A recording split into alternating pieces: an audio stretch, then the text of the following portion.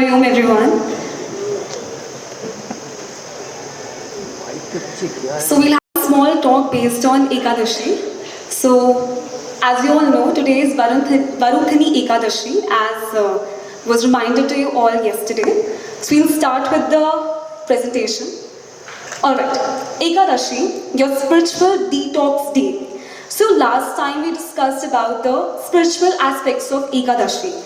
But this time you'll see the science behind the Ekadashi. So first, just to give a brief about it, Ekadashi literally means the 11th day of every lunar fortnight. That means it comes twice in a month. That means one in Krishna Paksha and Shukla Paksha. It is full day fast honoring Lord Vishnu. Then as you can see, these are the list of Ekadashis that come in a year. And we are at the 11th one, which is called as Varuthini Ekadashi. Now let's understand the story behind the Varuthini Ekadashi. Now this basically happens, it's a conversation between Lord Krishna and Maharaja Yudhishthira. So Sri Yudhishthira Maharaj said, "O Vasudev, I offer my most humble obeisances unto you. Please now describe to me the Ekadashi of dark fortnight, Krishna Paksha of the month of Vishakha, April and May, including its specific merits and influence."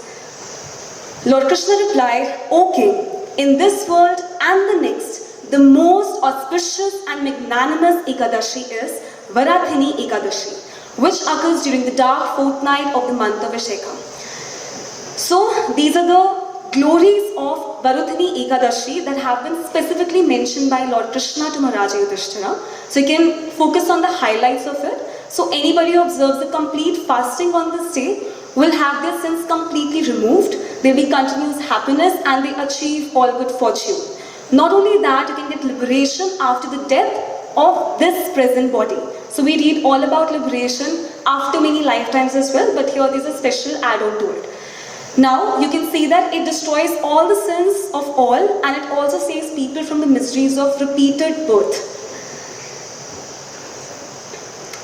Then the next, as you can see, this is just an example. This is a picture of Hiranyakashipu. So he was a great demon and he did a lot of penance for thousands of years. And here we can see that in other yugas as well, where the long life was possible and people used to adapt these practices. Here, whatever merit one obtains by performing austerities and penances for 10,000 years can be achieved by a person who observes Varuthini Ekadashi. Next we come to that. As you can see, this is a picture of Danveer Karna. So he is known for his contributions and donations. So the merit that one achieves by donating a great amount of gold during a solar eclipse at Kurukshetra is gained by one who is observing Ekadashi with love and devotion, and certainly attains his goals in this and the next life. Finally, O noble Yudhishthir, he who hears or this glorification of the sacred Varuthini Ekadashi obtains the merit earned by donating 1,000 cows in charity, and at last he returns home to the supreme abode of Lord Vishnu in the Vaikuntha. Alright, so this was just a basic story behind Ekadashi. Now we will talk about the science behind it. So there is a research paper that has been published. The title is Intermittent Fasting on the Ekadashi Day and the Role of Spiritual Nutrition. It has been published by M.R. Suchitra and S. Parthasarathy. Now we'll talk about the brief and the summary of what they have found and the crux of the research paper. So you can see the science behind it is that the day when Ekadashi falls, there's a special angle between the moon and the sun, which is about 120 to 132 degrees apart. And also according to ancient Vedic astronomers, it is believed that this kind of alignment also brings about subtle changes in your outer environment. There's a calmness in the outer environment that automatically helps with the inner environment of our body. Now the tidal forces and atmospheric pressure. So as you can see that during the lunar solar angle, which is mentioned here 120 to 132 degrees apart, here you can see that there is a special gravitational pull that can alter Earth's tidal forces. Similarly, that can also affect our own body because our body is also made up of water. Now the lower atmospheric noise. So again, the research paper says that on the day of Ekadashi, the Vedic texts note that the atmosphere around us is more stable. So it's easy for us to get induced in the state of meditation as well. And and it can also help in the resting of the digestive organs. The subtle energy flows, the statement of prana is here. So the specific Ekadashi alignment is said to create a clear channel in the bodies, and it can help in inducing meditation and mental focus. The next we come to the brain waves. So the fasting combined with the lunar alignment, as mentioned on the day when the lunar alignment is such, there are certain brain wave patterns that are encouraged that are correlating with the calm alertness. The next we come to the hormone modulation.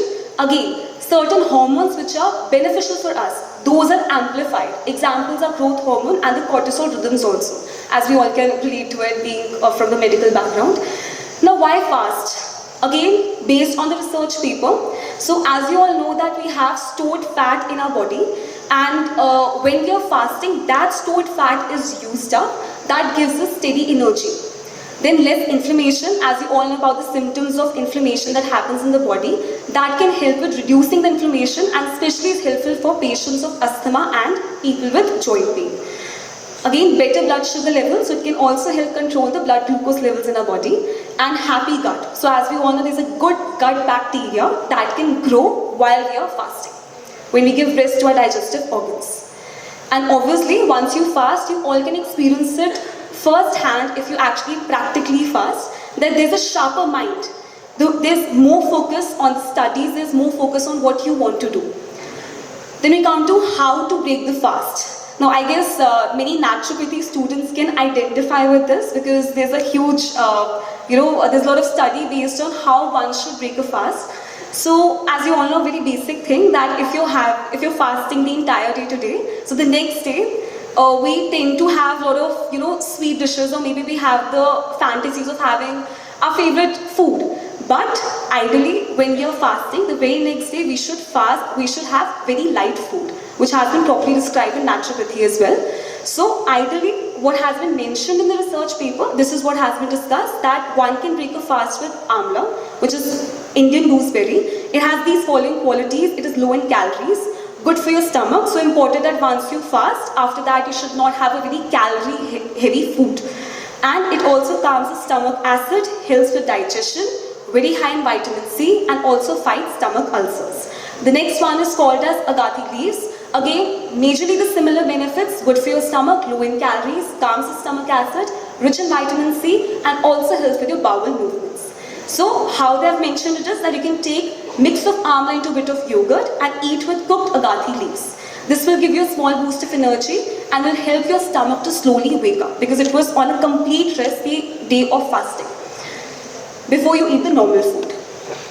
Alright, stay safe. So anyone who's fasting, it is important that if you're doing it for the first time, you should be staying hydrated. So have water, have herbal tea, again, which is suitable for the fasting foods. Eat little. So again, when you're fasting, the very next day, it should be in smaller portions. Then the next day, you can increase the portions, as mentioned in our naturopathy books as well. And the last one is avoid fasting. So who should avoid fasting? Pregnant ladies can avoid fasting, children can avoid, and also people who are malnourished, they should avoid fasting completely, because that can do harm more than good. The bottom line is that fasting on Ekadashi should be broken up with amla yogurt and agathi leaves. It resets your metabolism, supports your digestion, and brings together ancient wisdom and modern science for better health. That's what our honorable respected Swami Vivekananda has also promoted, that we should bring the science of the West and the East. So that's why this is a scientific benefit of fasting, particularly Ekadashi fasting, as mentioned in the research paper. One more heading. So today, on the day of Ekadashi, it's a great magnanimous Varuthini Ekadashi. You all are invited to join us at 6 p.m. at Shruti Mandir here today. It's a Hare Krishna melodies Kirtan, a rock style, a new add to it. So please come, most welcome to do that. Thank you so much. Just one more very important information that was forwarded to us. The 2016 Nobel Prize awarded to Yoshinoro Ohsumi for his work on autophagy highlights a scientific basis for Ekadashi fasting. as both involve cellular cleansing triggered by nutrient deprivation. This reveals a deep connection between ancient spiritual practices and modern biology. So it is not only confined to our scriptures, it is also moving forward to the scientific world as well.